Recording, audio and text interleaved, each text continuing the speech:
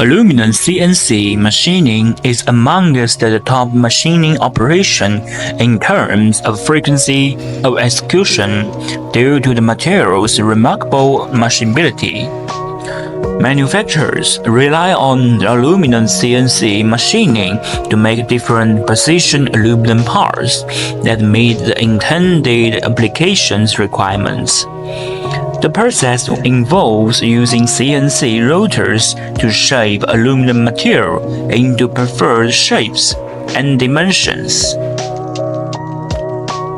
Aluminum is a relatively easy metal to machine, which makes it great for CNC machining.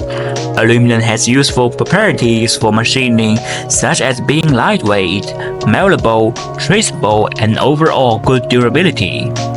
It being so light and easy to work with means that it can be used for a wide variety of applications.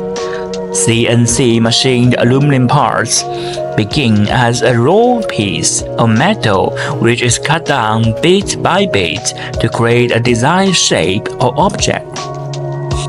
This process is done most accurately with a CNC computerized numerical control machine, which can produce almost any three-dimensional object designed via CAD, computer-aided design software.